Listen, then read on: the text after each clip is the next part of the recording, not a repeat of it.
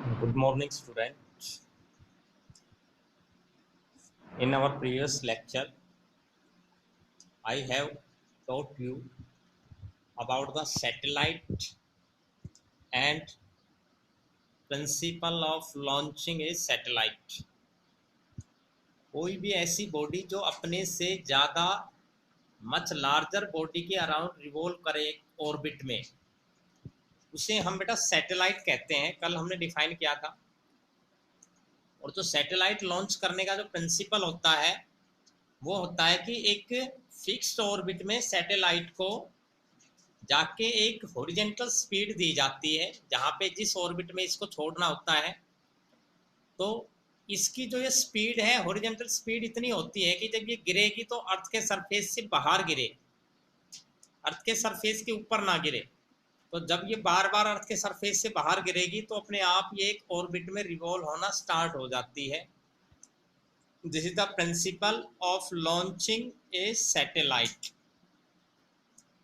Now we will discuss about the orbital speed, time period and height of satellite। जो satellite है बेटा किस speed से अपने ऑर्बिट में पुट की जाती है, जो कितनी सैटेलाइट के लिए कितनी, किस ऑर्बिट के लिए कितनी स्पीड रिक्वायर्ड होगी, वो हम स्टडी करेंगे। टाइम पीरियड, इसका एक राउंड कंप्लीट करने में कितना टाइम लेगी, और कितनी हाइट पर कोई सैटेलाइट पुट की जाए, ये सारी चीज़ें अब हम स्टडी करेंगे सैटेलाइट से related. So let's start. First we start orbital speed. Satellite के लिए ऑर्बिटल स्पीड क्या होती है? Minimum speed required to put a satellite into its orbit around the earth is called its orbital speed.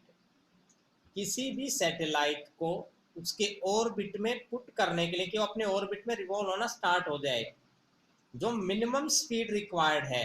Horizontal speed की बात करें हम, कल हमने आपने देखा था कि जब भी किसी सैटेलाइट को हम छोड़ते हैं, लॉन्च करते हैं, तो उसको एक मिनिमम स्पीड देनी होती है, हॉरिजॉन्टल स्पीड।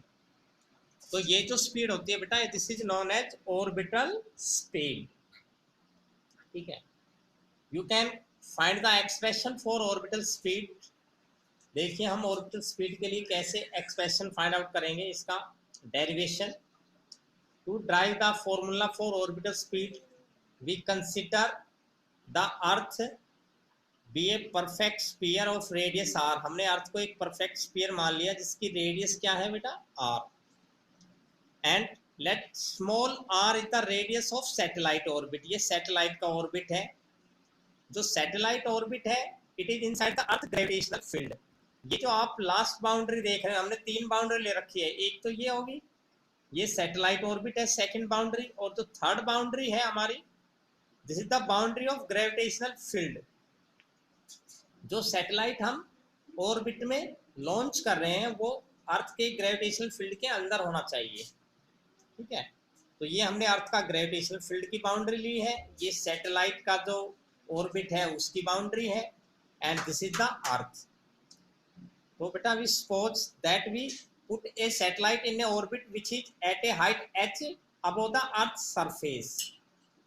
हमने जिस सैटेलाइट को जिस ऑर्बिट में रखना है, पुट करना है, वो हमने माना कि अर्थ के सरफेस से कितने हाइट पर है? h हाइट पर है। This is the earth surface and this is the height of satellite orbit. Now we derive the orbital speed. For this we consider that m is the mass of earth, r is the radius of earth, small m is the mass of satellite। ये small m हमने satellite का मास लिया है यहाँ पे। v is the orbital speed of satellite, v इसकी हमने orbital speed मान ली है, जिस स्पीड से इसको हमने इनिशियल हॉरिजॉन्टल स्पीड जो हम देंगे। h is height of satellite above the earth surface। तो बेटा इस डायग्राम से देखिए आप, जो हमारा r है, रेडियस ऑफ सैटेलाइट ऑर्बिट किसके बराबर हो जाएगी? Radius of earth plus h, यानी कि r प्लस h किसके बराबर होगा? Radius of satellite orbit. क्योंकि इस डायग्राम से आप देख सकते हैं ये यहाँ से यहाँ तक रेडियस है और ऊपर h और हो गया ये रेडियस। तो ये जो पूरा डिस्टेंस है यहाँ से यहाँ तक ये कितना हो गया स्मॉल और ये क्या होगा r प्लस h। तो ये हो गया radius of satellite orbit. Now centripetal force required to keep the satellite in its orbit. किसी सैटेलाइट को उसके ऑर्बिट में कीप करने के लिए, रखने के लिए जो सेंट्रीपिटल फोर्स रिक्वायर्ड है वो क्या होगा बेटा, F equals to mv² by r। But we know that according to Newton's law of gravitation, gravitational force on the satellite क्या होगा, F equal to gmm by r²। ये तो कोई भी ऑब्जेक्ट जब सर्कुलर पाथ में रोटेट करता है तो उसके लिए एक फोर्स पड़ता है जिसको हम कहते हैं सेंट्रीपिटल फोर्स, और सेंट्रीपिटल फोर्स की वैल्यू होती है mv² बाई r। मास जिस बॉडी के ऊपर सेंट्रीपिटल फोर्स लग रहा है उसका, उसकी वेलोसिटी और उसके रेडियस, ऑर्बिट की रेडियस। और ग्रेविटेशनल फोर्स आप स्टडी कर ही चुके हो स्टार्टिंग में कि ग्रेविटेशनल फोर्स किसी भी दो ऑब्जेक्ट के बीच में क्या होता है, gmm mass of earth, mass of satellite by square of radius. अब क्योंकि जो यहाँ पर जो सेंट्रीपिटल जिस फोर्स से सैटेलाइट रिवॉल्व हो रही है, इसका मतलब ये फोर्स ग्रेविटेशनल फोर्स ये प्रोवाइड कर रहा है, क्योंकि और तो कोई फोर्स लग नहीं रहा है यहाँ पे। So in equilibrium condition mv² by r equal to क्या होगा, gmm बाई r²। जो सेंट्रीपिटल फोर्स है वो ग्रेविटेशनल फोर्स के ही बराबर होगा। And from this equation you determine the value of v। तो यहाँ से हम ऑर्बिटल स्पीड की वैल्यू क्या निकालेंगे, √gm बाई r। ये r से एक पावर कैंसिल, m से मास कैंसिल, क्या बचेगा हमारे पास gm by small r। But you study the relation, you have already learn about the relation of small g and capital G। बेटा स्मॉल g और capital G का relation आप study कर चुके हो। क्या रिलेशन है, G इक्वल्स टू होता है gm अपॉन में r², रेडियस ऑफ अर्थ का स्क्वायर। तो gr² बराबर क्या हो गया, gm। तो यहां से हमने gm की वैल्यू निकाली और ये वैल्यू यहाँ पे सब्स्टिट्यूट की। After putting this value we get orbital speed equals to gr² upon में स्मॉल r। और हमें पता है स्मॉल r होता है r प्लस h के बराबर, कैपिटल R प्लस h। और ये r² था अंडर के अंदर, इसको हमने आउटसाइड लिया तो क्या आ गया r।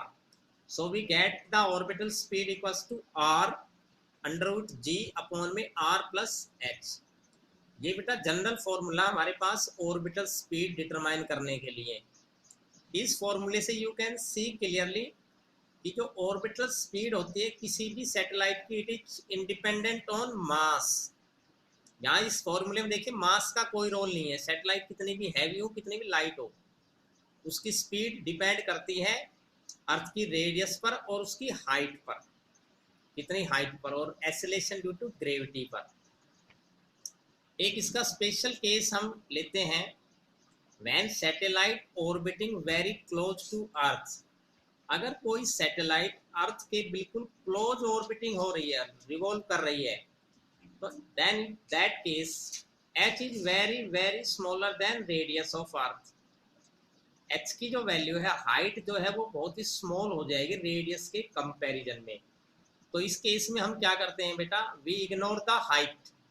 हम हाइट को इग्नोर कर देते हैं। तो सैटेलाइट ऑर्बिट की जो रेडियस है वो हम किसके इक्विवेलेंट मानेंगे, रेडियस ऑफ अर्थ के। So we take the radius of satellite orbit equal to radius of earth and we get a formula for orbital speed r equals to √g by r। And if we solve this we get √gr। यहाँ पे r की power 1 थी, यहाँ पे r की power 1/2, तो क्या बचेगी r की पावर ऊपर 1/2। तो ये क्या आ जाएगी ऑर्बिटल स्पीड √gr। ये इसका स्पेशल केस है जब कोई सैटेलाइट अर्थ के बिल्कुल नियरली क्लोजली रिवॉल्व करे, तो उसका ऑर्बिट अर्थ के जो उसकी बाउंड्री अर्थ की जो रेडियस है सरफेस की उसके बिल्कुल क्लोज हो, तो उस केस में इसकी ऑर्बिटल स्पीड क्या आएगी, इसकी वैल्यू हम कैलकुलेट भी कर सकते हैं। देखिए if we substitute g equals to 9.8, हमें पता है जो अर्थ के सरफेस के ऊपर ग्रेविटी की वैल्यू है वो क्या है, 9.8 मीटर पर सेकंड स्क्वायर है, और रेडियस ऑफ अर्थ होती है 6.4 10 की पावर 6 मीटर। अर्थ की रेडियस ये फिक्स है। After substituting these value we get orbital speed equal to 7.92 10⁻³ metre पर सेकेंड और 7.92 किलोमीटर पर सेकेंड। ये ऑर्बिटल स्पीड होती है सैटेलाइट की in an orbit closer to earth. अगर अर्थ के क्लोज बिल्कुल कोई ऑर्बिट है तो वहां पर इसको कितनी ऑर्बिटल स्पीड देनी पड़ेगी हमें? 7.9 मील, नियरली 8 किलोमीटर पर सेकेंड। इतनी स्पीड से जब हम किसी सैटेलाइट को अगर अर्थ के सरफेस के ऊपर या पास में लॉन्च करेंगे तो वो अर्थ के नियर बाई ऑर्बिट में लॉन्च हो जाएगी, रिवॉल्व करना स्टार्ट कर देगी। तो this is the expression for orbital speed of A satellite. बेटा कल हम स्टडी करेंगे टाइम पीरियड इसका। तो आज के लिए इतना ही। Thank you, have a good day.